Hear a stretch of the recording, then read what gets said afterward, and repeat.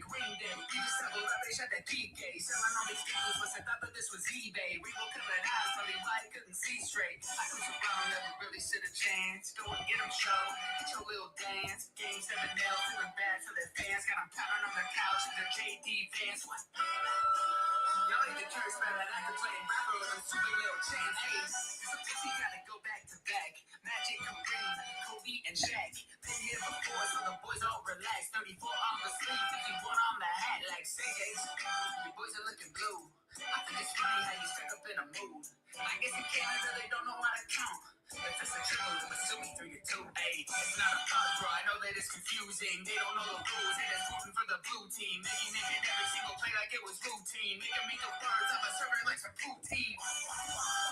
Like it's Timmy Hort. Clay Thompson with a shot at throwing up the 4. Shane throwing like that dude in the bleachers. First Chris Rock. Shane Bieber.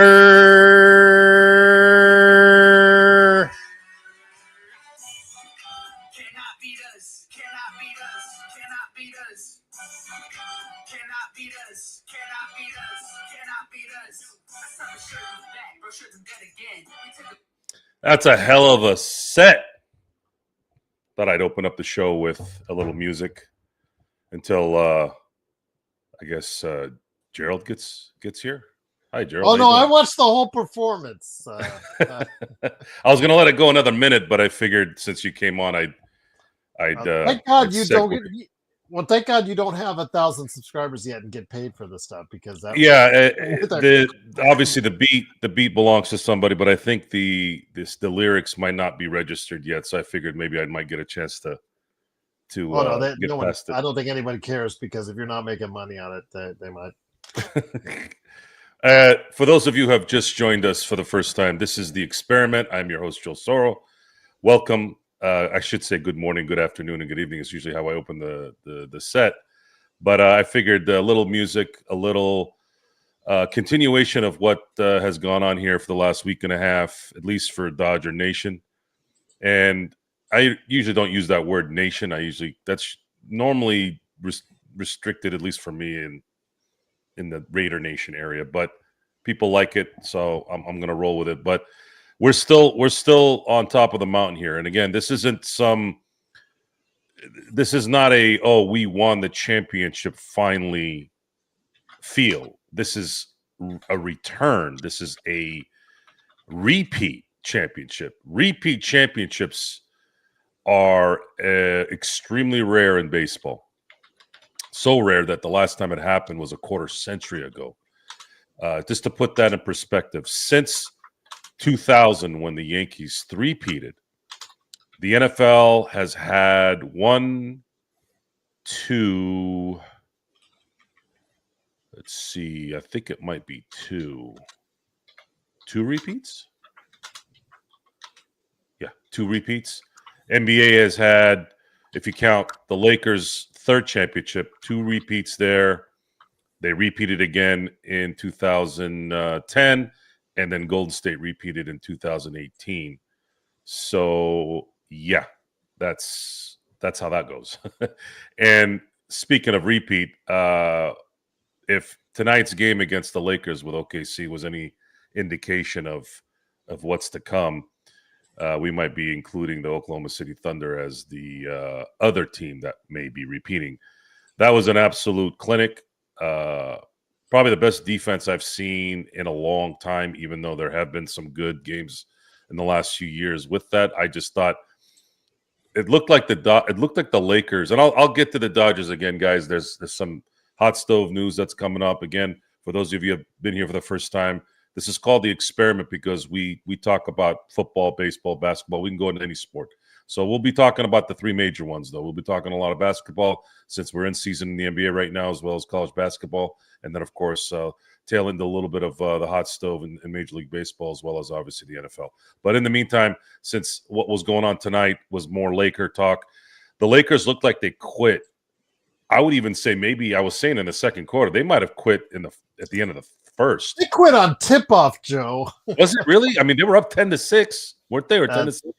Yeah, but then as soon as they fell down 17-10, I think that was all she wrote. When that happens, that's when the reason why I said that was some of the best defense I've seen in a while is because that's what usually happens when teams quit that early. It's just they're in that mode of we can't get anything. We can't get anything. We can't get. And what just want to say, and this comes on the heels of what they did last night, where they shut down Steph Curry and the Golden State Warriors in the same exact fashion. And I find it hilarious that there are fan bases, there are people who watch the game that think that the back end of a back-to-back with a team that's as young as Oklahoma City is, that's supposed to somehow affect them. For those of you who aren't in the know, when you're in your mid-20s or let's say creeping up to your late 20s, that is young.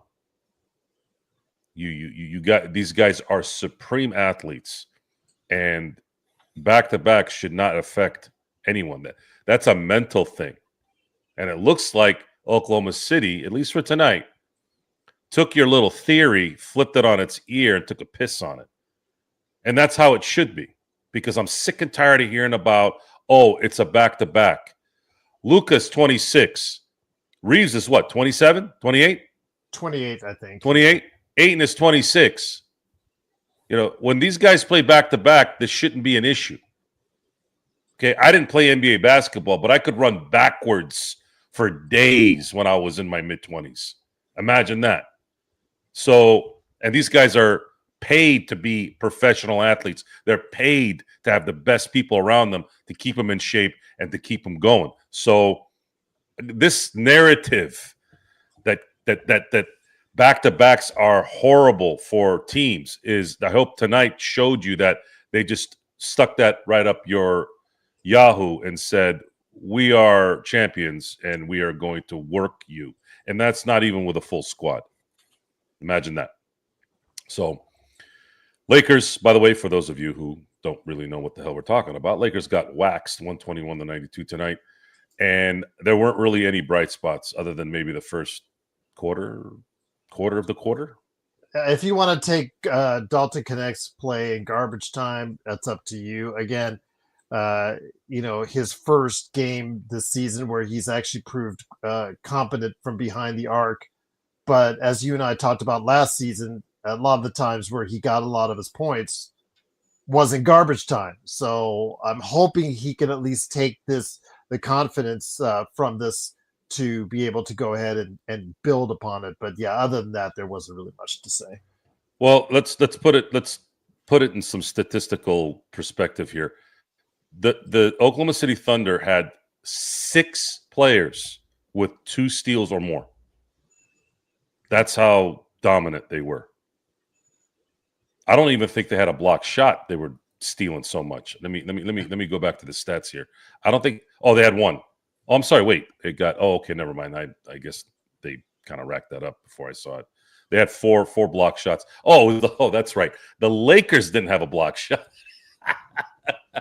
The Lakers didn't have. I was thinking. I don't know why. Maybe my brain was hoping for things, and we all know what happens when you hope. The game again. It's one game, and there's still 70 left. However, this was a game that likely will do one of 2 things, at least from my view. You're going to go into the hotel tonight because you still got to go play New Orleans, right? You still got to do a couple things in Milwaukee, and then you can go home before you have to go back out to Utah, right? What are you going to do? What are you going to do to understand that this team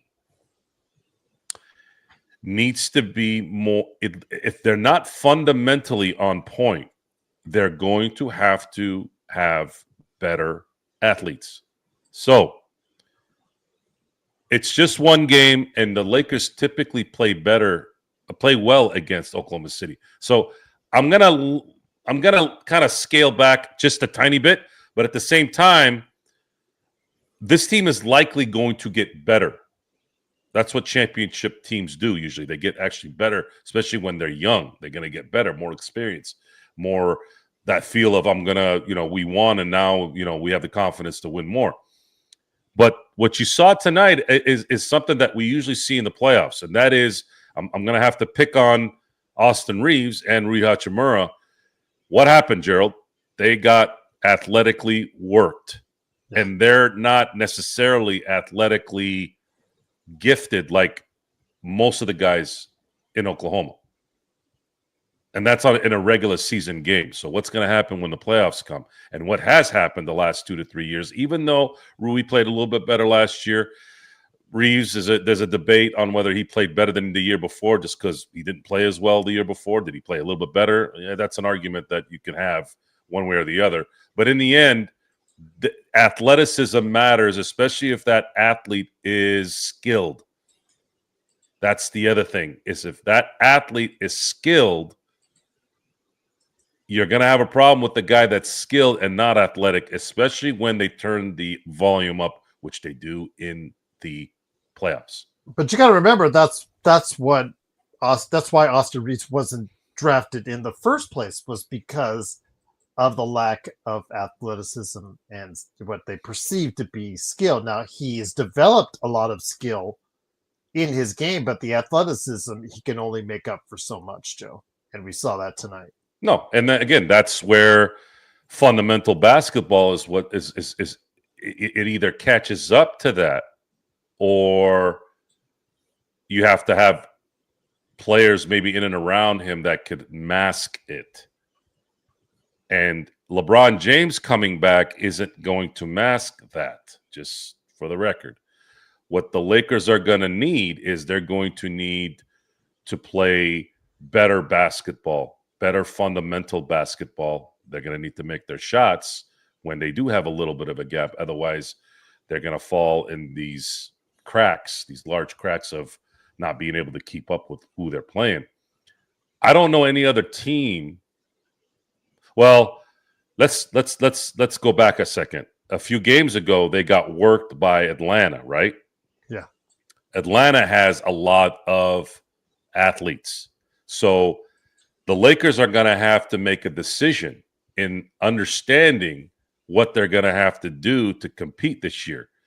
They're not in the last 2 games against athletic teams that can score, they have gotten blown out.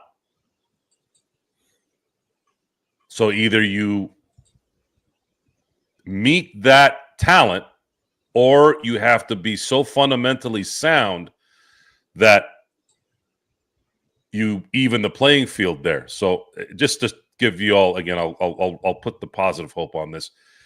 San Antonio Spurs, all those years that they didn't have the athletes, they were so fundamentally sound, they were able to combat the Miamis in 2013. Almost won that and should have won it. 14, they came back with a vengeance and obviously did work everybody. It wasn't just Miami, it was everybody. You have the ability to do this. That's why basketball is such a great sport, is if fundamentally you master that particular part of the game, you can combat really any kind of athletes, any kind of team, as long as everybody's kind of on a string together, right? I don't know. I don't know if the Lakers have that kind of mental game. I have never seen a LeBron-centric team, even though Luka's supposed to be the guy. And even Luka's game doesn't really it resonates to ISO type centric game, right? So Luka and LeBron have the same game in the sense of that they're usually the masters of the game, but they're gonna have to, at some point, the team is going to have to, meaning management, meaning people that are going to acquire talent and build this team into what it needs to be a title team. They're going to need to put that together. They're going to need a system. And I've been very happy with how the team has played and how they've sort of created an identity. People like Marcus Smart, people, I know DeAndre Ayton looked like Kwame Brown tonight, but those guys were giving the Lakers a little bit of an identity in that they were going to scrap and they were going to ball and they were going to do what they do to give this team a little bit of an attitude and a little bit of identity of a team that's going to scrap no matter what. Tonight was the first time I saw them this year quit. I mean, they didn't want to scrap tonight. Tonight was no Moss, Roberto Duran against Ray Leonard. No Moss. And I don't know if it's going to be a scar or just one of those things where maybe they had a late night, maybe the road trip finally caught up to them and they got beat up pretty good. It could be that. It could be that. I saw the Lakers during their three-peat time lose 4 times to Seattle in 2002. They lost both at home and both in Seattle. And I remember they got blown out by the Clippers by 30 in one of those games as well. So these games are bound to happen. However, this team can't really afford to allow themselves that. They're not the type that's going to be able to turn it on, at least not from what I've seen. So what is it going to take? What is it going to take to get out of this game and go, well, we're going to do better the next time we meet these guys, 3 more times? So it's not good, but we're going to have to wait probably a little bit longer. I don't think you can really judge much after 12 games, and being 8-4 with the injuries that they've had, LeBron not being there, I guess we could look at the bright side on that, but this is about winning championships, and if this is what Oklahoma City is going to be without even a full roster, it is going to be a major problem there. Again, that's like you said, they didn't even have their full roster tonight. They didn't even have their full contingent. Their second best player wasn't there tonight. Wiggins, Dort, key rotation players for them, Joe, also not there tonight. And then we were remarking on playback again, the way they, not only that, Joe, the fact is you realize next year they own the Clippers pick.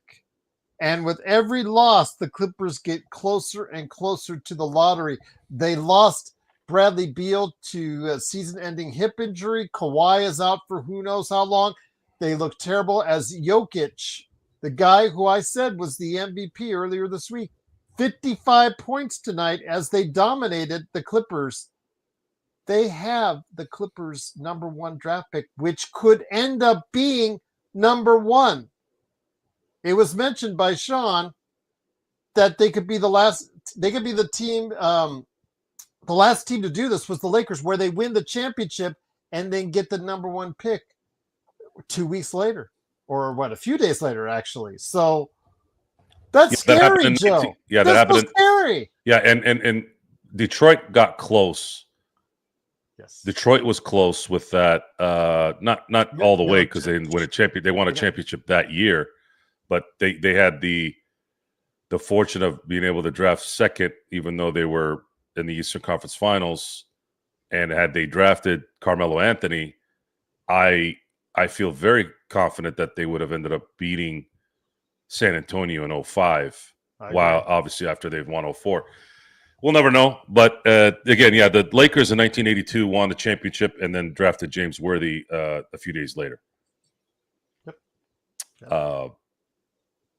There was a lot of debate on whether it was going to be James or Dominique Wilkins. And that would be a good what if. That would be a good what if Dominique was the guy instead of James. Now, James is a Hall of Famer. James was as important to those 3 titles that they won after that as anyone on the team, believe it or not. I don't know how it would have played out. I don't know. I don't know. Do they challenge Philadelphia in 83 more? Because Worthy was injured for that run. Do they beat the 84 Celtics without him? There's so many questions there, but I'm kind of veering off a little bit. The point is, Oklahoma City,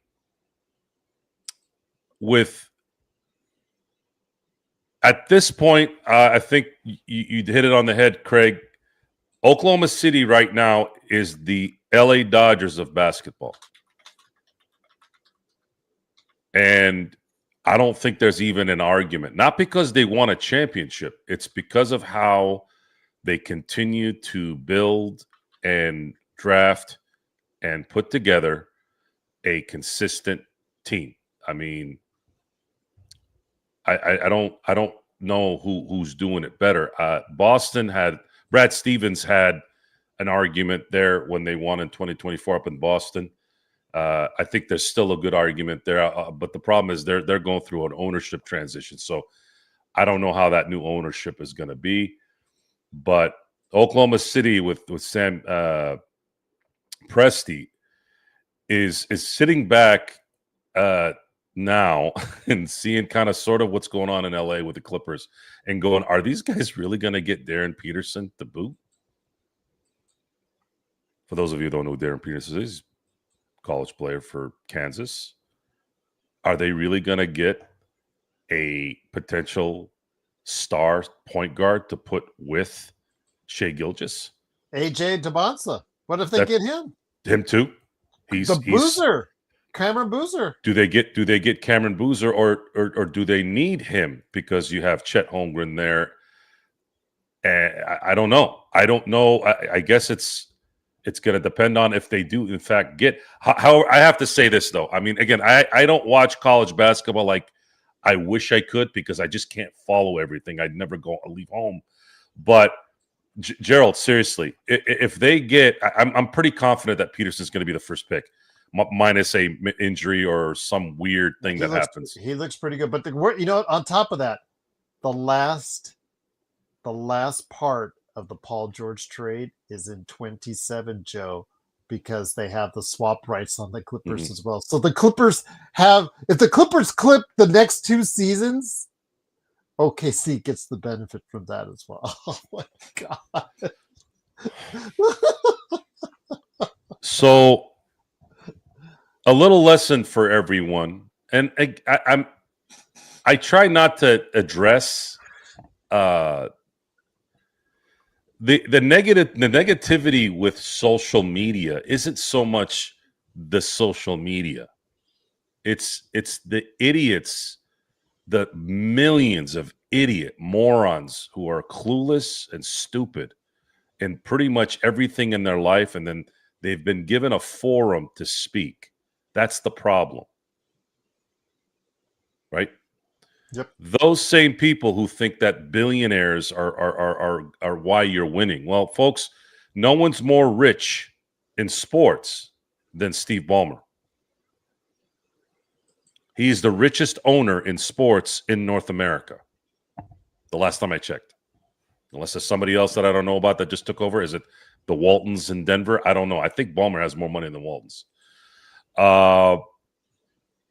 Look what he did for a guy who had probably one of the worst Uncle Dearest representatives, put his own nephew in a shit situation. If he had just let his nephew go to the Lakers, he would have been able to calmly play well and allow Anthony Davis, LeBron to be there with him, and they would have stacked rings.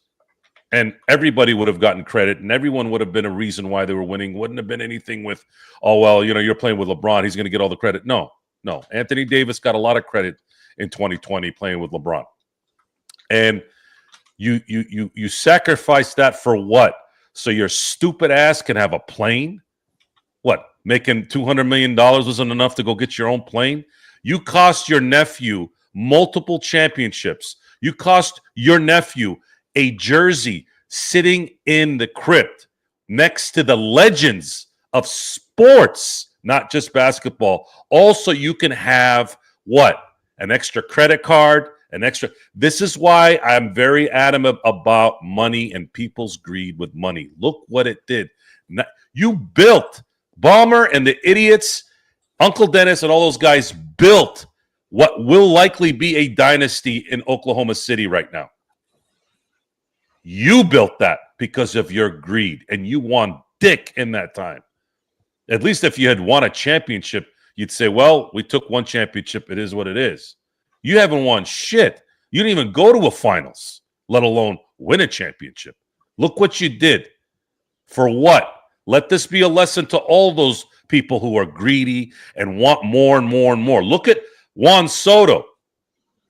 Juan Soto wanted a luxury box, and this is after a $765 million contract. He wanted a box. Oh, and he wanted a stipend for his mother's clothes or something. And what happened with the Mets this year, Gerald?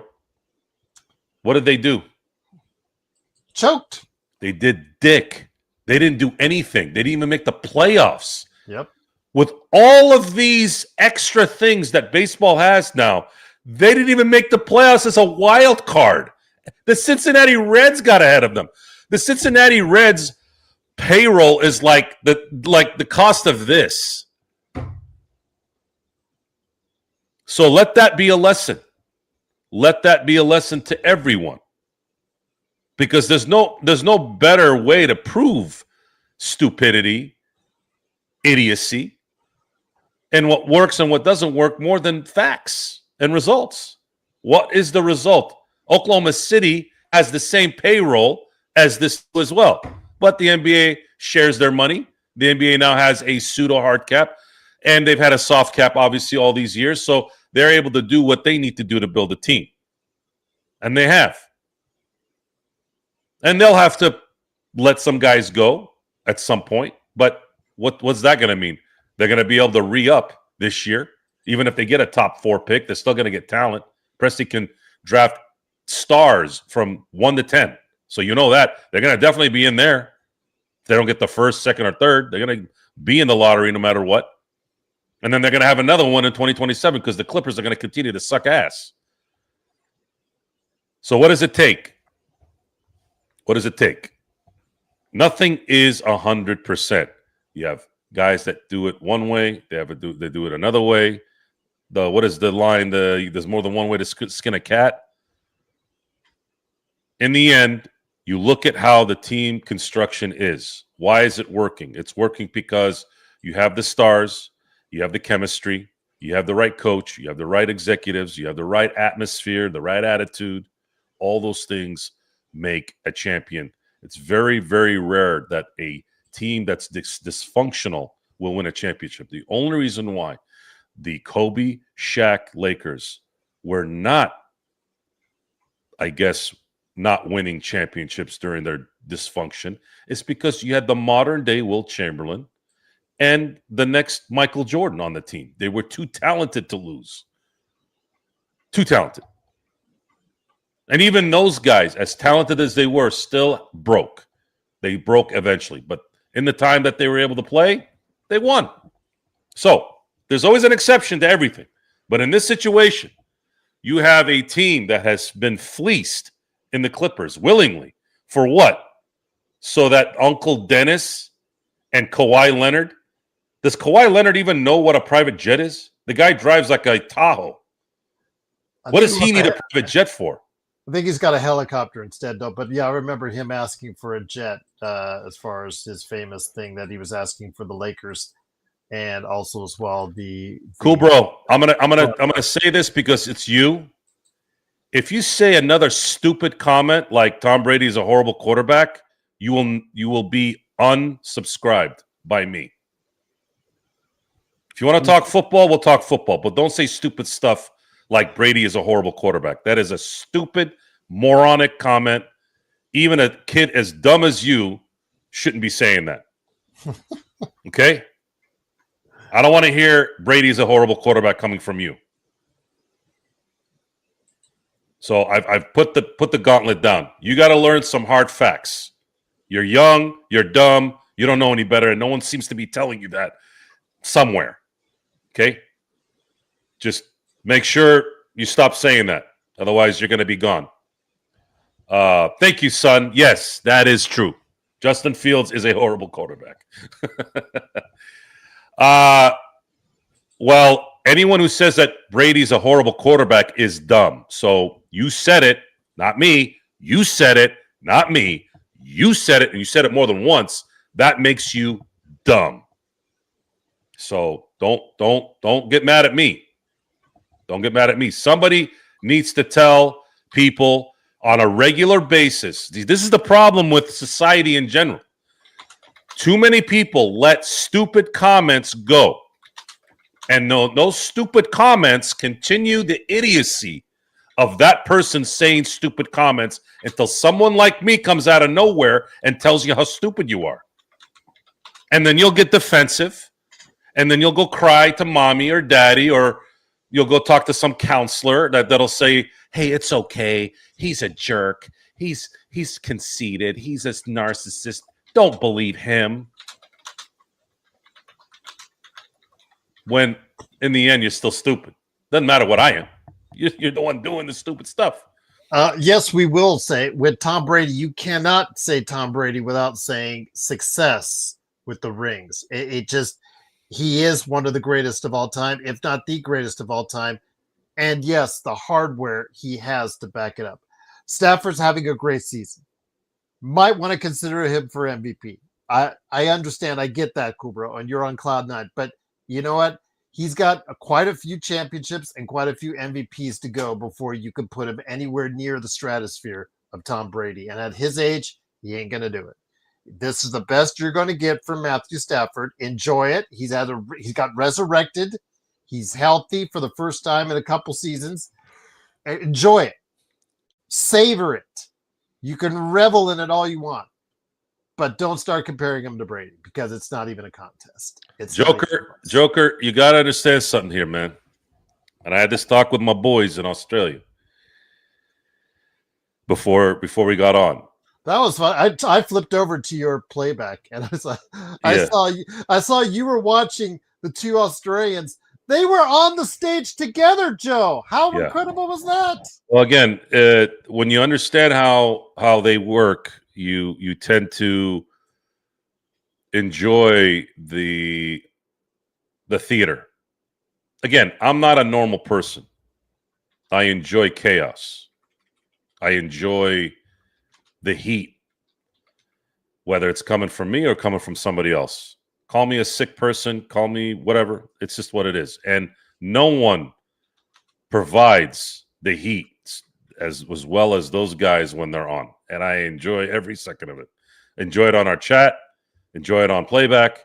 Enjoy it randomly out of nowhere, anywhere. It's just what it is. So, and by the way, son, you don't ask dumb questions. You are interesting. You do ask interesting questions, but very, very, very, I like originality, even if it's a little trollish. If it's original, I will support it. But Cool Bro has a problem. See, Cool Bro is a kid. And there's no better time in life to be, let's say, uneducated than when you're a kid. That's why you're a kid, right? However, even if the kid needs to have his dumb moments, stupid moments, that's usually reserved for, oh, damn, I should have turned right instead of left here and I crashed into a pole. That is dumb kid stuff. That's in some way acceptable as long as you don't kill anybody and you weren't drunk. But what you also need to do is understand context. Again, you guys have heard me say context. When someone says, whether they're a kid or an adult, that Tom Brady sucks as a quarterback, that person needs to be corrected. Because there's two reasons why someone said, actually three reasons why someone says that. One, they're just saying it to piss you off or to troll. The other is they're really that dumb, or there's someone that have no idea who the hell Tom Brady is or what he did. That's it. Cool Bro knows who Tom Brady is. Cool Bro likely has seen his stats because he keeps telling me he knows statistics better than I do, which is complete bullshit. Doesn't know shit compared to what I know. He wasn't even alive for 90% of the shit that I know. Not even that, maybe 95%. But he's talking again out of his ass, and no one tells the kid. Like, I'm doing a service for him. We're doing a service for him. It doesn't matter if you like Tom Brady or not. Saying he sucks as a quarterback makes you you're stupid. Not makes you look stupid. You are stupid if you say that. And that's a fact because he's not a bad quarterback. Matter of fact, he's probably the greatest of all time. But that's an opinion. If you want to say that you like Matt Stafford better as a quarterback, then you're entitled to that. But to say that he's a bad quarterback is dumb. And there is no argument against that.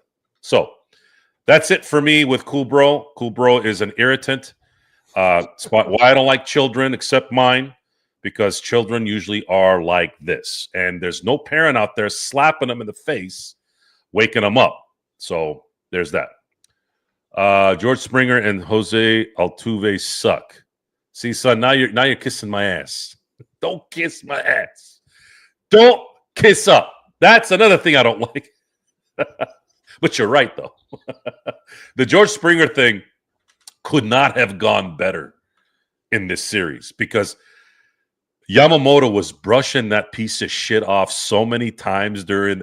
Somebody had to have told him, like, hey, fuck with this guy a little bit, like Kershaw or something, right? And then he got him too once. And this is after he got hit in the kneecap. I wish it had broke enough to where he played with it. But again, you take what you can get. And the last at bat that piece of shit had, actually it was two instances that I loved about this. He was on deck when they had that double play in game 6 at the end of the game. He was on deck. I was so excited that he had to sit there and watch that he couldn't get an at bat while his team lost that game. And then the last at bat against the Dodgers was a strikeout because I don't think he's coming back to Toronto unless he takes a really, really low salary. So free agency is around the corner, my friend. I want to hear your thoughts on who the Dodgers should go shopping after, because obviously they still, despite the back-to-back, we want to get more, getting hungry, getting greedy. What do you do in order to go ahead and get more to the Dodgers? Because I do think they need a little bit more. There's two things. And perhaps I know Murakami is a discussion, and I had talked to the boys from Australia about this during playback when we were watching the Lakers down 30 for pretty much the entire game. The Murakami thing is interesting because somebody mentioned something the other day, and it kind of got me thinking. Is somebody trying to sabotage the Dodgers from signing him? Now, that's from a fan perspective, not from guys like Friedman and Gomi and Gomez. Gomi is the GM of the Dodgers, by the way, guys. Brandon Gomes. When I say Gomi, it's Brandon Gomes. Those guys, they know. They're gonna know. So I'm not really worried about it. But looking at it from this perspective and kind of being in the moment, they're trying to say that Murakami is not going to translate here because he apparently can't hit velocity and he strikes out a lot. And to put some history in this, those are the same things you heard about Teoscar Hernandez. And we've seen it, and I've been frustrated by it. Not so much last year, but this year for sure. I thought I saw a lot of at-bats that Teo had where I thought if he had just been a little bit more disciplined, they would have been able to score or he would have been able to get the walk that when they needed it, right? So if we're going to base what baseball is currently right now, which is slug heavy, much like the three-point shot in basketball, slug is what wins games. As much as it sucks, you have to just watch the 2025 World Series to understand that, especially Game 7. You'll see all the proof there. Slug won the championship. And it sucks because a lot of times the sluggers are striking out. They're not taking the walk. They look undisciplined. But in the end, what we saw Max Muncy hit a home run in the 8th inning. Rojas hit a home run in the 9th. And Will Smith hit a home run in the 11th in the most crucial times while the Toronto Blue Jays were popping and singling and loading the bases or getting 2 on and then coming up short playing small ball. That's facts. That happened. And it happened over and over again. So Murakami, I think the issue with him beyond the hitting part, let's just say the velocity issue isn't, maybe he'll adjust as he gets here, right? He'll be fixed a little bit, whatever. Where's he going to play? Is he going to play first? Is he going to play third? Are the Dodgers going to rest Freddie Moore this coming year? Are they going to rest Muncy Moore this coming year? Those are the questions you probably want to ask first if the answer is yes, and you don't have to have Murakami be an integral part of the rotation, not the pitching rotation, the everyday player guys, then sure, having a bat like that can show up every now and then and pop a couple home runs, cool. Let's rock and roll. So that's where I am with that. Now, to answer your question, what I believe is going to happen for sure, because $87.5 million just came off their books compared to what they've had this year in total contracts, right? Kershaw, Chris Taylor's money, Conforto, those guys, right? All the guys that had 1-year deals left or got DFA'd and they paid the rest of their contracts. So what do they need? They need, and it's not something that is not obvious. They need a right throwing closer type. Whether it's Williams out of New York, whether it's Diaz out of New York, the other New York team, the Mets, that could be something there, because now they will have a righty and a lefty, because I feel that Tanner Scott will come back next year and be better than he was this year.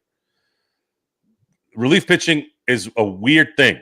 It's a real weird thing. And to go back on that is Diaz. If you look at Diaz's, I think the last 5 years, he has been great during the odd years and has sucked during the even years. So if you get Diaz, he might be having his bad year coming up. So I don't know if that's going to play into the decision-making there. But what it proves is that relief pitching and even starting pitching sometimes guys just don't hit certain times. That used to happen to Randy Johnson sometimes back in the day. He'd go so hard one year and then he'd need another year to recover. Like that happens sometimes. So it happens more often usually, especially now with the way baseball is, and the needing of relief pitching happens more now and with the relievers now. So I believe they're going to get the right. Why am I not clicking on what I'm saying here? Well, I know Diaz's name has been thrown out there. Amai from Japan has been thrown out there. Mm-hmm. Those are the pitching as far as the top pitchers that have been mentioned in the category of the Dodgers. I know Tucker. I don't know if you want to lean into that because that's a pretty hefty payday if you want to really get into him. If you really think Betts is sliding hard, and you, like you said, you want to rest Freeman more. Might be something you want to consider as well with Tucker. Tucker's unfortunately going to get. I think if the Yankees are smart with that short fence in right field, I think that's the guy they should go after. I would agree. Yeah, I think that's the perfect player that they need, and somebody that can field, someone that can take advantage of that short field, that short fence. And you might have to go over $500 million to get him because its price tag looks like around $4, but I think you might have to go $450 or $5 if you want to get him. For me, I'm struggling at anybody paying him more than $400. Even $400 to me is a lot. Really, I would give him. He's 28. Mm-hmm. With the way the contracts are, I'd give him 10-3. I'd offer him 10-300. I don't think he's worth $400. He's just not. I don't think he's not that guy. Hell, I thought Juan Soto was worth $400, let alone $765. I just know what happened there. Yeah, and that's it. Ohtani cannot be the barometer to anything. He's an outlier of all outliers. Okay, that man got paid $350 million to pitch and $350 million to bat, and each one of those is a bargain because he brings in money that Juan Soto will never bring. Ohtani brought more money in 1 year than Soto will bring in an entire contract. It's different. And, of course, you have the results on top of it, which is not even fair. Like, not only is he making – you talk about Bronny James selling jerseys, okay? Imagine Ohtani's the guy that sells jerseys at number 1, by the way, and wins MVPs and pitches and wins – series MVPs and wins back-to-back championships. I mean, come on. It's the greatest contract that's ever been given, other than maybe Michael Jordan in 1997 and 1998. 1997, for those of you who don't know, Michael Jordan was severely underpaid his entire career because of the way the salary cap was structured in the NBA and the fact that the NBA didn't hit their big money area until about the late 90s. Mid-90s, you started seeing like the Glenn Robinsons get the $100 million contracts. But in terms of like AAV, no one touched. Jordan didn't have that going on. He was getting all of his money really from endorsements. But then in 97 and 98, he was able to get 30 million per that at that time. And that was a lot. That'd be the equivalent right now of basically 60, 70 million, maybe more. So he got it for only a couple of years. And of course, they won back-to-back they won championships in both those years, and the rest is history. So to me, other than that, it's Shohei Ohtani's kind of in that same world. The benefits of those two things, Gerald, you'll like this comparison. It's like Titanic or Lord of the Rings. Mm-hmm. Box office and Oscars. Yep. Same thing. That is a rarity. It is very rare, and when it happens, it is movie magic, right? Like the studios, the fans, like everybody wins in that. So this is what that is. So what's at stake now for the Dodgers? I'm curious I want to feel we're going to know probably a lot of things by how certain contracts are going to get done and who and what. Pay attention to this. This is something that everyone needs to pay attention to. What is the likelihood of certain contracts going a certain way, and will it determine on whether there will be a lockout at the end of 2026? That's the question. I don't know what that is yet. I have to see what gets built up. But if I see contracts that don't necessarily come to fruition because they're waiting on a certain answer, then I'm going to know, wait a minute, why didn't he take that contract? Oh, he's waiting for this thing to blow over so he can get a bigger contract. That means there might not be a lockout. Or maybe there'll be guys that will take on as much as they can now. Because remember, guys, when there's a lockout, they don't get paid. Do they want to be making that money? Again, I know it sounds weird, but there's going to be guys out there that be like, hey, man, if I just wait, I will get 40 million instead of 30 million. That could happen because they're not going to get paid if there's a lockout. So the Dodgers, in my view, need one player that can play Gold Glove-like outfield baseball and someone who's a contact hitter. Byron Buxton, Stephen Kwan, guys like that, I believe are one of those guys. I believe is the kind of player they're going to go after. Someone that could do both, and then they're going to get a right-handed reliever to flip. Well, that's what I wanted to ask you because I was on you the whole entire season. I said the Dodgers are going to go as far as their bullpen will take them. Now, mind you, they had their starters in the bullpen when it really mattered because they showed less and less faith in their bullpen during the course of the World Series. But where would you focus on as far as relievers are concerned? Because I still think I understand Tanner Scott bouncing back. I get that. I understand that's a definite possibility. But what they need more. They need something more because again, right now, Treinen, I don't know if what's going on there. But I really think that they need to go ahead and have a better bullpen this time around because you can't always rely on your starters saving your day for your bullpen in the World Series.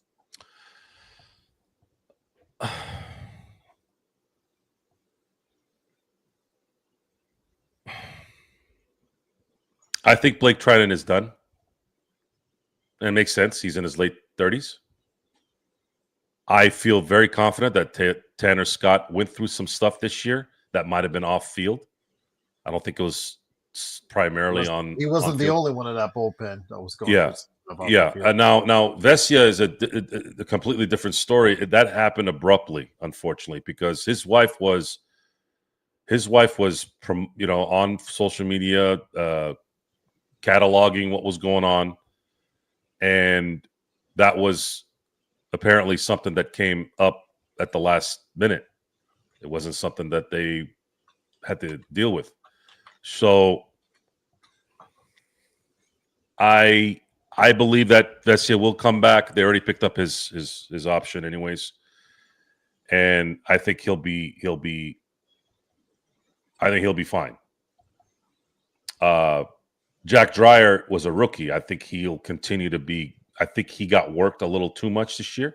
Started kind of simmering down a little bit towards the end of the year, but I think he'll be an asset as well. Evan Phillips is going to be back. I don't know if he's going to be Evan Phillips from before, but I'd like to think he will be, and that will help. Tanner Scott, I have confidence that I think he'll be able to wash what happened here and get back on track. And then, whichever guy that comes in that's a surprise, or whichever extra signing they do at the end of the free agency period that would help.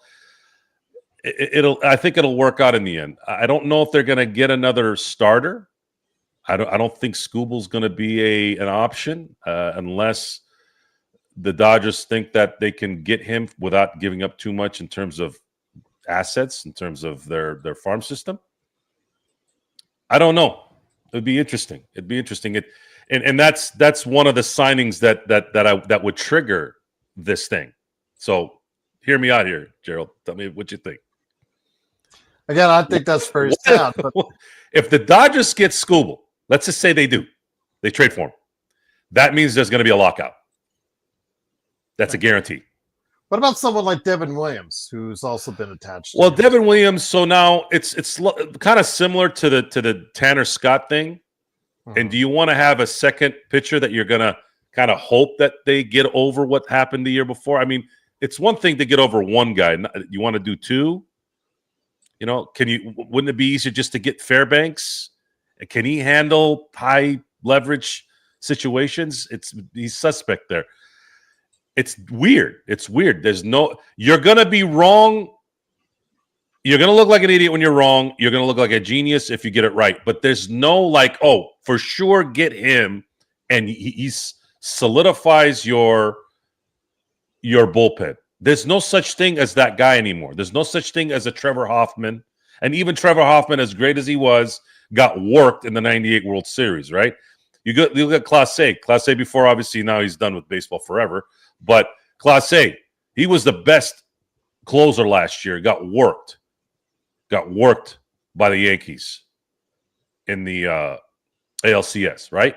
There is no such thing as the Mariano Rivera's anymore. And really, who else? Who's been that guy anyways? And even Mariano Rivera, my memory of it, and I talked about this several times, my two memories of Mariano Rivera that are embedded in my brain are the two games he blew. So I don't look at baseball ending games anymore in terms of, okay, get Gagne in there. Once Gagne is in there, we're set. Every single World Series that the Dodgers have closed in the last 6 years, which is 3, it was closed by a starter to win. In 2022, it was Julio Urias. Last year was Walker Buehler. This year was Yoshinobu Yamamoto. So what does that tell you, G? There is no closers anymore. There's no closers. There are situational relief pitchers now. Closers are gone. In my view, I'm not seeing it anymore. And the Dodgers, why ruin a good thing? Let your starters finish the sucker and deal with it later. But they test you, Joe, all season long. It just, like we said, I mean, they were like 20th, I think, overall is what they ended up in ERA. It just tests you. So we just have to, okay, if next year the same thing happens, again, I just have to go ahead and say, you know what? We're going to roll with the punches because, again, it might not look great during the season, but like you said, Joe, when it comes right down to it, there's no closer for the Dodgers. And when it counts, you're going to have your best guy, Yamamoto or Otani, coming out of that bullpen to try and finish it on out.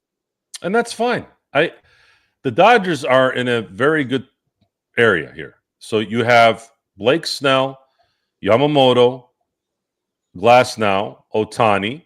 River Ryan's going to be back. That's, River Ryan, before he had to bow out, he was looking like he was going to be the next guy. And of course, the ever loving, shoulder or Tommy John thing. The Dodgers, I don't think, have a problem with the starters at this point. And then you still have the Will Kleins, the Anthony Bandas, the Emmett Sheehans, the Robleskis, the Hendricks, Edgardo Enriquez. Sorry, Hendricks. Gratterall still going to be back. You still have Kasperius. Oh, and Gavin Stone, before he bowed out in 2024, he had logged in more innings than any pitcher that year. So Gavin Stone, River Ryan, and then you have somebody like Will Klein who became a World Series relief legend in those 4 innings he pitched to keep the Dodgers in Game 3 before Freddie Freeman hit the game winner. I mean, I think they're in a good space. No, they are in a good space. They have plenty of starters, and they can spread the sucker out. I think what they need now is they need one really good, dependable right-handed relief pitcher / closer that could mirror Tanner Scott, depending on who they're pitching to in the bottom of the ninth, and then try and see if you can get a couple guys, and I think they have a couple guys already on the roster, guys like Hae-Sung Kim, young guys, right?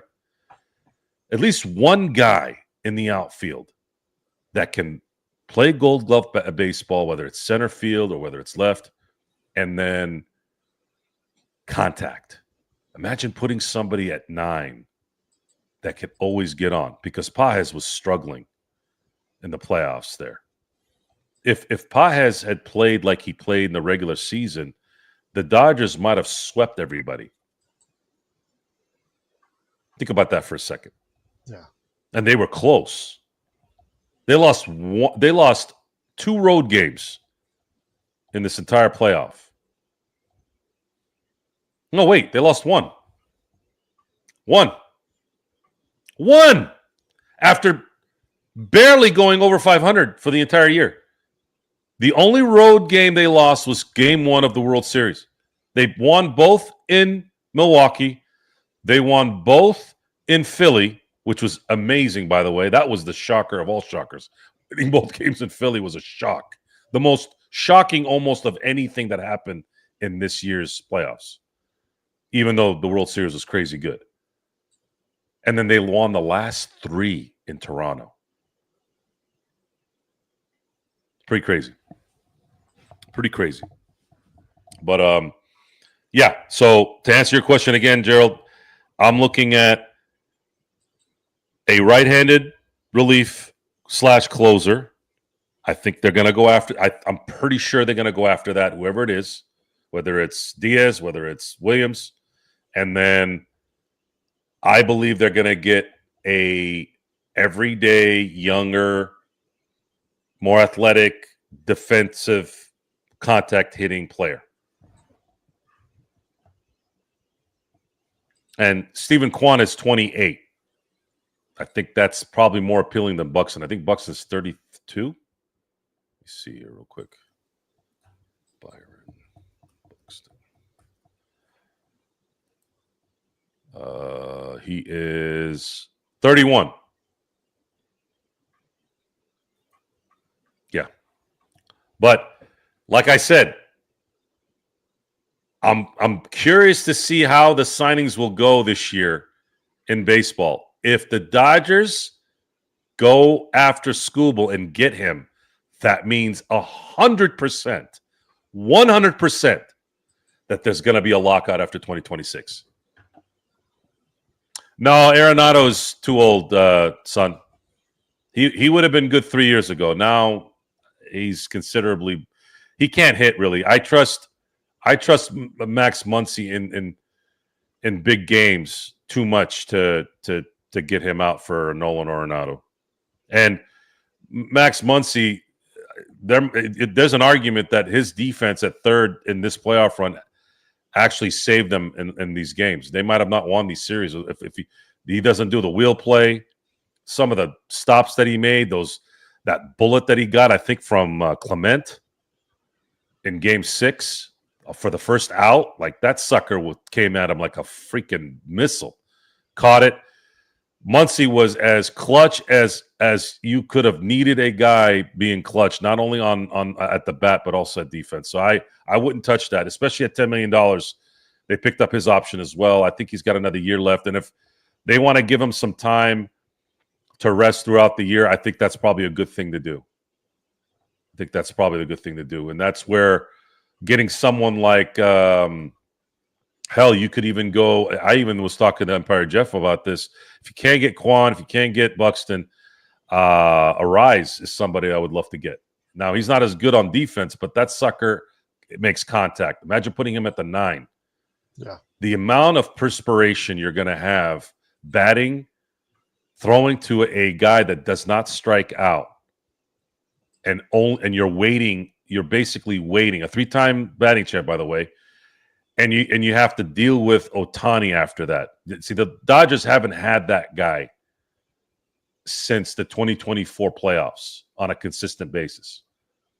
When they were putting Edman at the 9 and he was getting on base, and then Ohtani was just the perspiration there. And then, of course, you had Mookie and Freddie behind him and just messing everything up. Like, the Dodgers, absolutely more important than even a right-handed relief pitcher. I think they need to get an everyday defensive stalwart that can make contact. I think that would work wonders at the bottom of the lineup. Let's see. Dodgers going for a 3-peat, then we'll get the rest in the lockout. See, that's the thing that I'm trying to figure out. Where are these guys? Where are these guys going to go? Understanding what's going on now. Would you say baseball was popular this year, Gerald?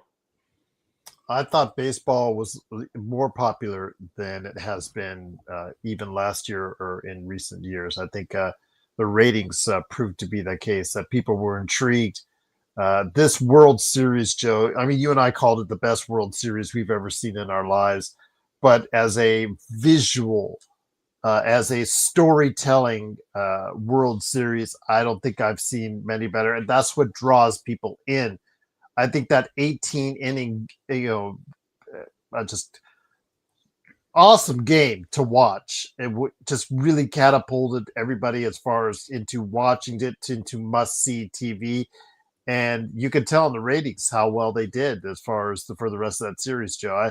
I think this was one of the better years for Major League Baseball as a whole, but we'll see where it goes through from there. And if they do have a lockout, Joe, yes, that's great for the Dodgers as far as if they do win 3 in a row and they get some rest and all that.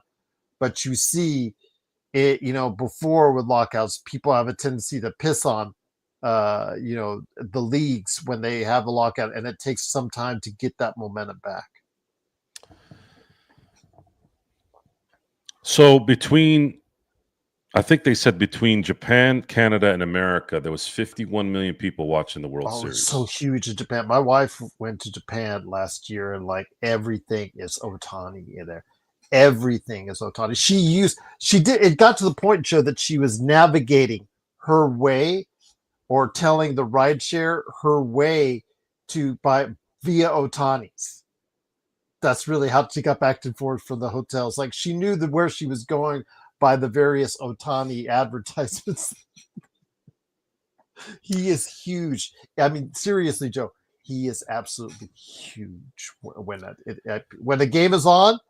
Yeah, it's important to make way. It's important to make this understanding here. Ralph, no, you're coming up, but you're not blocked at all. We can see you. This is my channel. This is not LFB, by the way. And I fixed that. You should be okay now. Yeah. I fixed that, I think, a couple weeks ago when you first brought it to my attention. So I was like, apologize for that. I know that was an accident, I was told. And like I said, I hopefully I corrected that for you on that. So in baseball, the baseball union is one of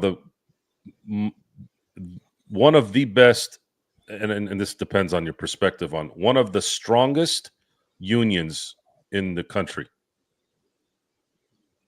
So the owners are going to have to make a decision, especially if they see, and I'm going to get to the end of this because it's very important. The ending part of this is important.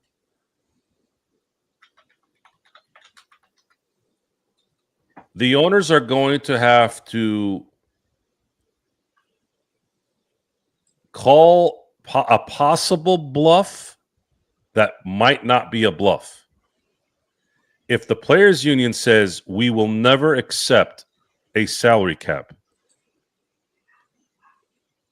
the owners would probably have to lock out for 2 years to get them to break. Baseball players are not like football and basketball players. The football and NBA unions are some of the weakest unions in sport, in anything, especially the NFL, because most of NFL players are horrible with money, need the money weekly, and all they got to do is, all the owners have to do there is say, hey, we're not going to pay you and unless you do what we want, and they're going to submit. Owners in the NFL are every team in the NFL is worth $1 billion, right? They can wait it out, whatever they want. Doesn't matter. So basketball is starting to creep up into that area too, even though basketball is still weak there as well. People want to make their money. And in baseball, there's a little bit more, I don't know, maybe baseball players are better. Maybe baseball players are more used to not playing for a lot of money, or they already have enough money and they can withstand it because they play in the minor leagues. They get paid that. They can do that, right? That's kind of their mindset. You can't do that in the NFL. You can't go back to college and make money. I mean, I guess you could if you're still eligible. I don't know how the rules work on that, but that's at least now. But the reality is baseball players can wait it out. And it's shown they have a history of that. If they go into the negotiation out of the gate between now and the end of 2026 and say, we will never sign anything that says a salary cap unless you give us this floor. Now, the floor is like in the NBA. What's the NBA, Gerald? You have to pay at least up to 90% of the salary cap? That's correct, because if you don't, you incur penalties. Correct. So now, if they do say yes to a salary cap, if they said yes, they're going to obviously want a floor. And I believe 100% that they're not going to get the 8 votes, to the 8 owners out of the 30 to say, yeah, we want a floor and we want to do all that. I just don't see it. So they're going to need to make a decision here, because this is the big point that I'm going to make here and put a button on this. Gerald, when was the last time you saw the best player in the league in baseball be a perennial player in the biggest games of the year? Outside of Ohtani, before Ohtani. When was the last time in your memory? I'm talking about perennial, not 1 year. I'm talking about, this is 2 years in a row that he's been with the Dodgers, and he's been involved in some of the biggest games in just 2 years. It's a great question. Yeah. I'd have to go back a bit. I really would, unless you consider pitching. But I'm not the type that says pitchers are the greatest players in baseball, because they don't play out. They don't play on an everyday basis. So it is really hard for me to come to that agreement that a pitcher that solely pitches is the best player that they have, because we've seen some pretty great pitchers achieve the World Series in recent years. But yeah, in recent years, Joe, I wouldn't put Altuve there. I would, yeah. To me, it's kind of hard. I'd have to go back. Aaron Jeter, as great as he was, and believe me, if I had to choose a career, if I had to choose a athlete's life, I actually would choose Derek Jeter over anyone. And you can't even use Bonds because Bonds only made it that one. Honest to God, if you came to me right now and said, Joe, which career would you have? And again, I have to base this off of what I've seen in the last 35 years. No, wait. 37 years of watching baseball. 100% without even hesitation, I would choose Derek Jeter.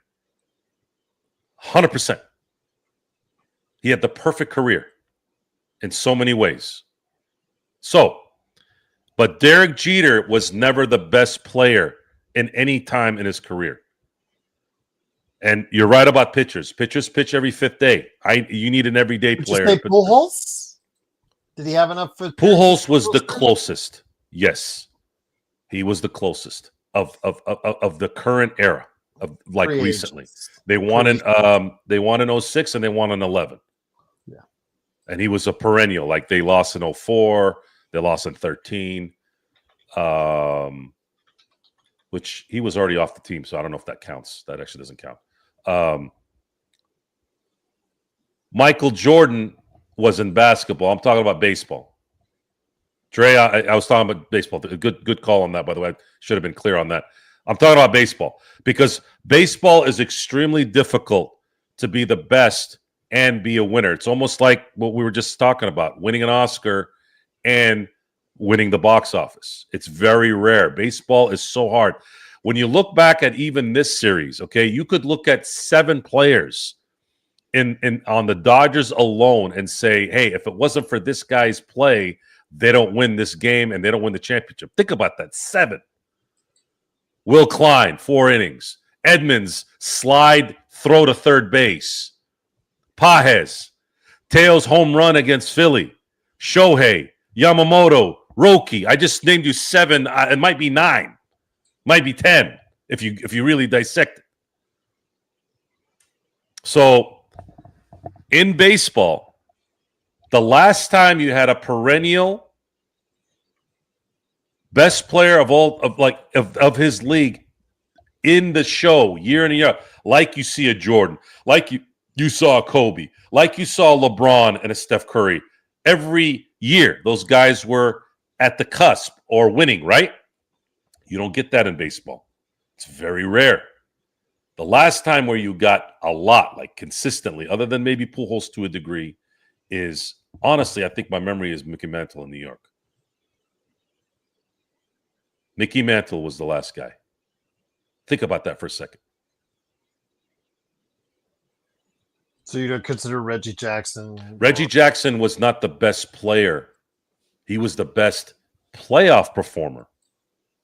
But he wasn't the best player in baseball in the 70s. Am I wrong there? No, because he's Mr. October for a reason. Right?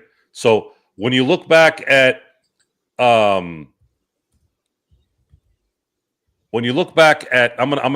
bring this up here real quick. The 70s. Let's look at the 70s. I have a little bit of memory of the 70s, the Vita Blues and those guys. But let's look at the best players of the 70s. All right, because I know no Joker is putting in their Maddox, but it's just so hard for me to get. You had the Willie Stargells, which you could say probably one of the best of the decade, and the Pirates won in 71 and 79.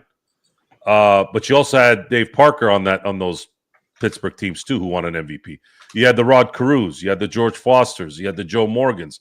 Some argue that Joe Morgan might have been the best player of the 70s. Reggie Jackson did win an AL MVP in 73, but you also had Pete Rose. You also had Johnny Bench. Is Johnny Bench the best player at that time? So you're asking questions. Remember when you have to ask the question, is it really true? Like, is this guy a Hall of Famer? Is Position that players, no jokers? No disrespect to Maddox, but it's just position players. You've got to put a position player that plays every game, every and day, Joker? every Yeah, other fifth game. and Joker, you have to understand those Braves teams, as phenomenal as they were, they lost too much when it mattered. That matters. Like we need the wins. So, to me, we're asking questions to the answer. What is? It cannot be a question. It has to be definite. Is Ohtani the best player on the planet right now? Yes. Are the Dodgers the best team on the planet? Yes. Did they just win back-to-back titles in the first 2 years Ohtani's been playing? Yes. Those aren't, you can't argue against any of those. Those are all legit, right? So then let's look back at the 50s and the early 60s. You had Mickey Mantle winning 3 MVPs between 56 and 62. And the Yankees were in the World Series practically every year during that time. I think he won 7. I think Mantle won 7 World Championships. Yeah, 7. So for me, no one argues that Mickey Mantle wasn't the best baseball player at that time. Half the country named their kid Mickey because of how popular he was. So, other than Pujols, I think has a little bit of an argument there, but I don't think because this thing is not done yet, Gerald. Ohtani has 8 years left. If this man wins 5 championships in 10 seasons, he's that guy 100%. Hell, it might even happen next year if they three-peat. So it's very rare in baseball. Very, very rare. And Darryl Strawberry, unfortunately, didn't play long enough to be the best player in the league. He was a Rookie of the Year in '83. Phenomenal player. And Yogi Berra, I as good as Yogi was, Craig, I never considered him better than Mickey Mantle. He was more of like the Sam Jones of baseball. Sam Jones is the guy that won 10 championships as a Boston Celtic next to Bill Russell.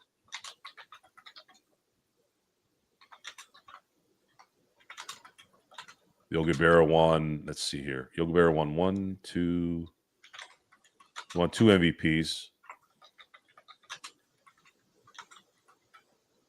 But is he considered one of the best players in history, Gerald?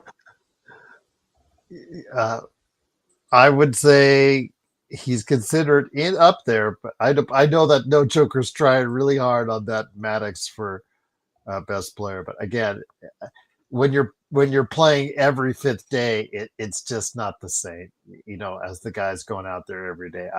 I cannot put it there. I can't get there, no joker. I can't get there with any pitcher who no matter how great they were. Maddox is one of the greatest of all time. I can't get there with it every 4th or 5th day. I just can't get there.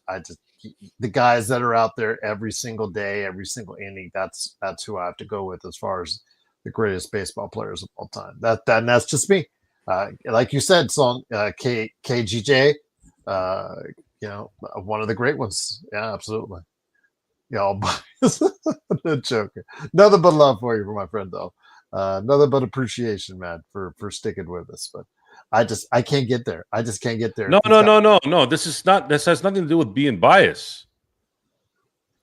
You can't put someone as the greatest. Well, we have a bias towards everyday players as opposed to pitchers. So it's not bias. You have to be. We're talking about the greatest of all time. Greatest of all time is available every game, not every 5th game. And even when Maddox was that guy who won 4 straight Cy Youngs, he still couldn't take the team into another level when it mattered. I'm sorry, it's just not. It didn't work out that way. Even though it's a team game, I understand that. But you can't. Much like how you can't, in my view, you can't put a center as the greatest of all time, because a center doesn't control the ball, at least not for the first 70 years of the NBA. I know that Jokic now controls the ball, but He did today against the Clippers. That's for it's sure. changing. It's changing, right? I guess you could say that might be what separates that argument one day, and that it looks like it's happening. Mount Rushmore of baseball. Wow, that's a good one.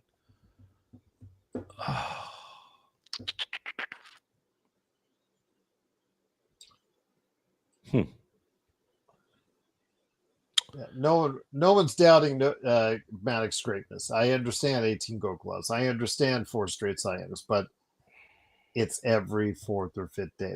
I just can't get by that, no joke. I can't get around that. I just can't. I can't get around any pitcher putting him on this list of the greatest of all time because of, like Joe says, it's every 4th or 5th day. So what are we doing? We putting Ohtani, Ruth, Mantle, and Mays?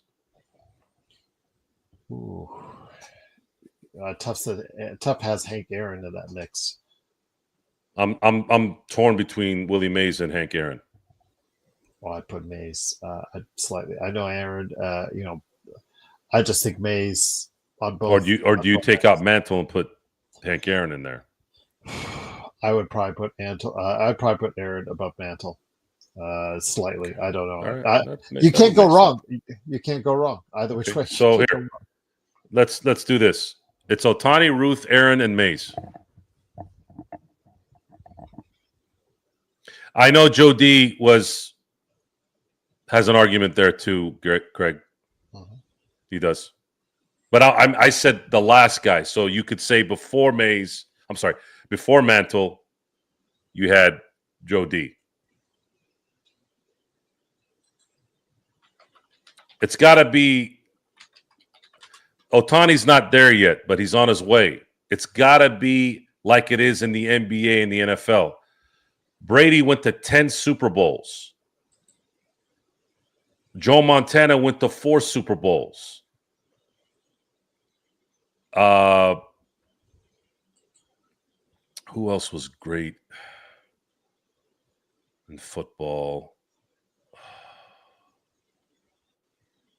Recently, you had Patrick Mahomes every year, AFC Championship game or Super Bowl.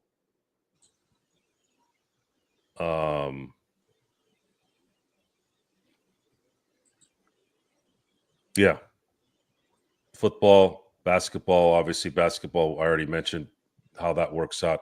It's just not the norm in baseball where the best player on the planet. Bradshaw, Craig, was never the best football player of that era.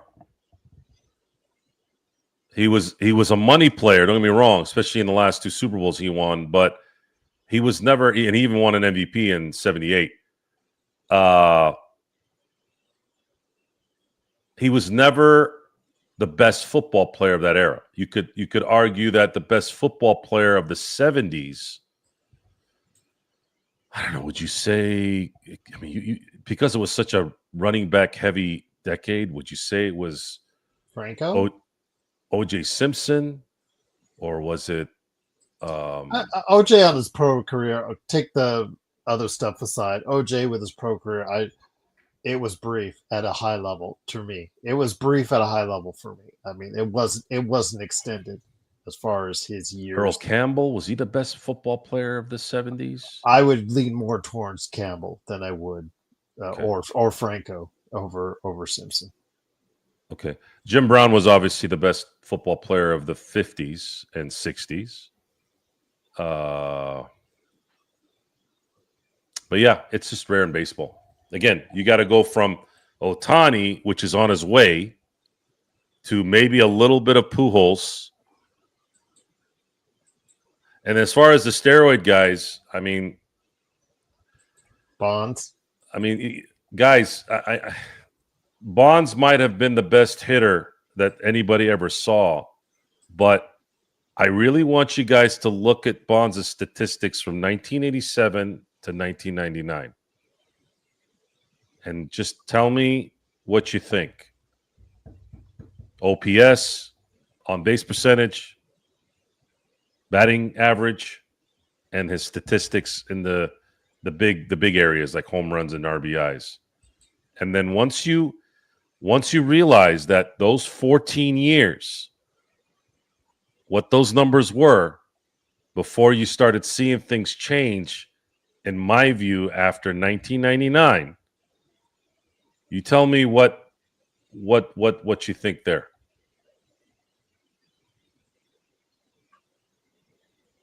I hope my buddy Adam isn't watching because him and Bonds are boys.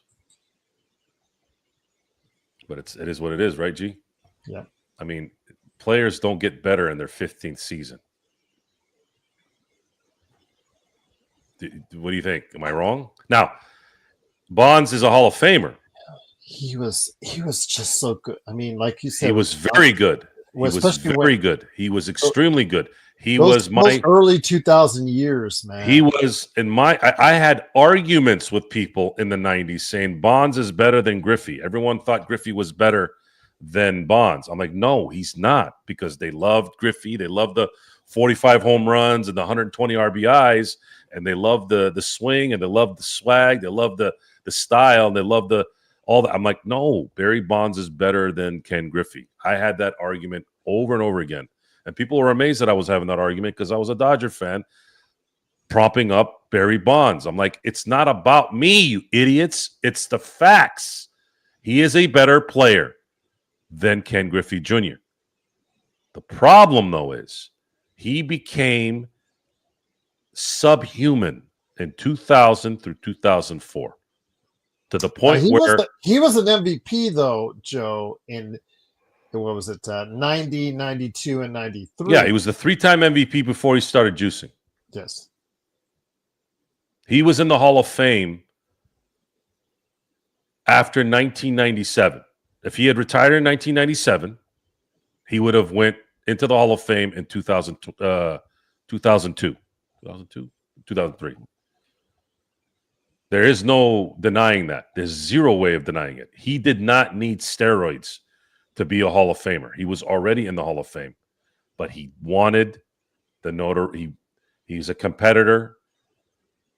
He looked at Sammy Sosa and Mark McGwire and said, these guys don't have shit on me. Plus, I am not letting them getting over on me. Plus, he was getting older, Joe. So he felt like he needed to compensate for it. And boy, did he. Yeah. Well, again, the problem is now let's put this in a different scenario. What would Ohtani be if he was on steroids? Oh, geez, that's scary. Yeah. Yeah. If you give Ohtani steroids, is he hitting 75 home runs? I want you to imagine this, Gerald. Ohtani strikes out 200 times a year. Yeah. Essentially, right? He's a slug guy. It's part of the game. Those of you who don't know, he's a slug guy. He is going to slug. That's why he strikes out a lot. That's his game. Now, he slugs better than anybody, obviously. You can argue that Aaron Judge is there too, but Ohtani's a better baseball player than Judge. Not in a lot of ways, but in the same way as maybe Judge has a better eye for the ball in terms of average, but everything else is on Ohtani's side, right? Uh-huh. So imagine this. Imagine Ohtani not striking out. He struck out, I think, 180 times this year, almost 180 times. Imagine if he only strikes out 90. And half of those home runs. I mean, he hit 80, 90 home runs. You see the difference? He'd be hitting exactly, Craig. He'd be hitting 600-foot home runs. Definitely 500 at the norm. So I'm just saying, man. I'm just saying it helps, especially in baseball. What would Joe be if he were on steroids? I'll tell you what, man. If I was on steroids, I know I have the genetics, especially if I put the work in for. Well, now I'm 47. If I had started taking steroids, and which was something I actually considered in my late 20s, early 30s. If I had taken steroids and been smart about it, and work my ass off for like 10 years, I have no doubt that I'd look like a Greek god. No doubt. Has Otani hit the ball in the water yet? Yes, he did. He actually hit it last year, JY. Go Google it and just put Otani McCovey Cove, and you'll see it from earlier this year. That was the first time, I think. Joel and Steroids reporting sports. I don't know, Jared. What do you think? You think I'd be hotter than I am now? There's certain steroids that do certain things, right? So, Trenbolone. Have you heard of Trenbolone, the steroid? Okay. Well, it's short for Tren, right? Tren is when I've talked to people about Tren, it does everything that, other than get you what you want physically, at least for the temporary, it's negative everywhere else for most people. But it's good in terms of building muscle. Again, that's the whole point, right? I don't think I'd be in a marriage if I was hotter than I am now. I can control the heat. What happens when I can't? That's a scary thing. I would never do that. It was nice listening to you, Joe. Have a good night. Bye, Ma. Later, son. Good to talk to you, brother. Joe on Steroids. A full cycle like a bodybuilder. Yeah, the shrinking of the balls was always something that scared me. And every single guy that's on that stuff has that happen. There's no way of it not happening. It's just what it is. At least the ones that are competing, from what I've heard. Let's see here. Imagine Cool Bro tickets. Anyways, by the way, GG's Joe on Sunday didn't think the Steelers would play that bad. I didn't think Aaron Rodgers was going to play as bad as he did. Normally, I would be on Mike Tomlin for the team not being prepared, but Sunday night was really on Aaron Rodgers' shoulders. He couldn't make a pass to save his life that night. I don't know what it was. I don't know what happened. Just one of those things. My shit is peanuts when I'm on test. World Series is still sitting. Yeah, Aaron, I have not come off the high, Gerald. I don't know about you, but I am, and I'm still watching videos. I opened my show obviously with the song. I don't think I'm going to be off this for a while. And why should you be? And if they get, this is different though, man. I mean, I was excited last year, but back to back, the first time in franchise history, this team has been around since 1884. I mean, 116 plus 25, 141 years, didn't repeat this storied franchise. I'm actually excited about them catching up to St. Louis. They're not going to catch up to the Yankees anytime soon, obviously, but man, it'd be nice to see if they can get 11 like the Cardinals. Yeah, they just passed the Giants. They've tied the Philadelphia / Kansas City / Oakland / Las Vegas A's with 9, and the Red Sox with 9. So their next championship would pass those guys, and then they'd be in third place behind the Cardinals and the Yankees. So I'd like to see the Dodgers at the very least in this next 8 years of the Otani era to at least get 3 more. Get 3 more past the Cardinals, and I think you can't really argue winning half the time of his contract. I think that's a pretty good thing, although I think they got 6 in them if they can get lucky. I think that's going to take a little bit of luck. You could say this last World Series had a little bit of luck in it. But, again, I'm looking forward to the journey. I don't think I'll ever be as nervous as I was for this series, so that's a good thing. No matter what happens next, I think I've burnt out that without a doubt. And it was the worst nerve-wracking series I think I've ever felt, even more so than the Lakers and the Steelers Super Bowl. So with that, my God, when you're on the show, the time goes by like quick. So we're already an hour and 36 minutes in, but I wanted to thank everyone for being on tonight. Unfortunately, the Lakers got their butts handed to them. We did talk a little football, but not, again, we could have gone into a tangent with the Steelers, but I know some of you guys are not Steeler fans, and most of you just wanted to kind of crap on Cool Bro like I like to do most of the time when he talks out of his butt. But Dodger talk, Laker talk, a little bit of football, a little bit of this and that. Again, thank you for being on the show. And for those of you who are new here, who haven't subscribed, who haven't liked, who haven't hit the notification button, please do so.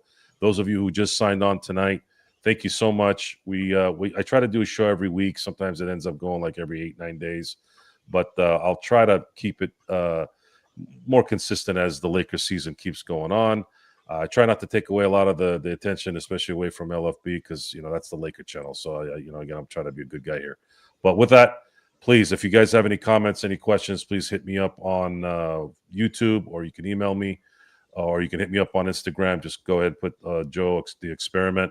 You'll find me on Instagram, or just message me here, and I'll be able to contact you right away. But until then, have a good morning, have a good afternoon, have a good evening. And until next time, I'll see you next time.